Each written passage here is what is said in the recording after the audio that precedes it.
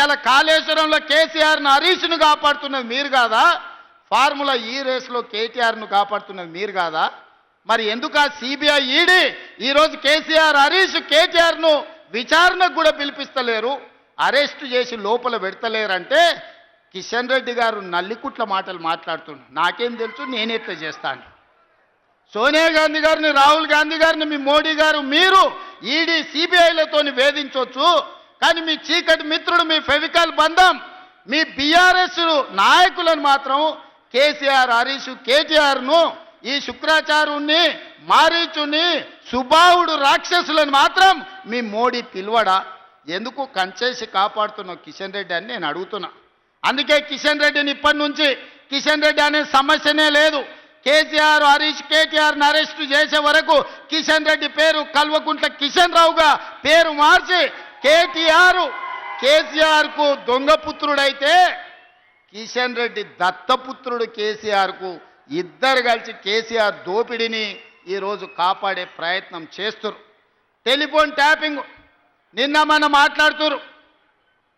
ప్రతిపక్ష నాయకులను వదలలే, హైకోర్టు జడ్జిలను వదలలే, చివరికి జర్నలిస్టులను వదలలే. భార్యాభర్తలు మాట్లాడుకుంటే కూడా ఏం మాట్లాడుకుంటున్నారని విన్న సన్నాసులు ఇంతకంటే దుర్మార్గం ఎక్కడన్నా భూమి మీద ఉంటుందా? ఇంతకంటే పాపాత్ముడు ఎవడన్నా ఉంటాడా?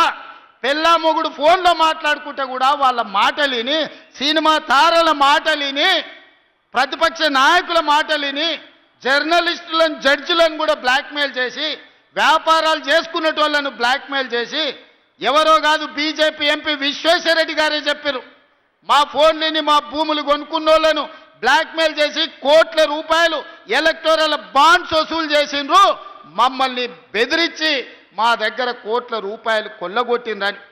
టెలిఫోన్ ట్యాపింగ్ ద్వారా బ్లాక్మెయిల్ చేసి కోట్ల రూపాయలు వసూలు చేసుకున్న బీఆర్ఎస్ను బ్లాక్మెయిల్ రాజకీయ సమితి అని ఈరోజు నేను అధికారికంగా చెప్పదలుచుకున్నా.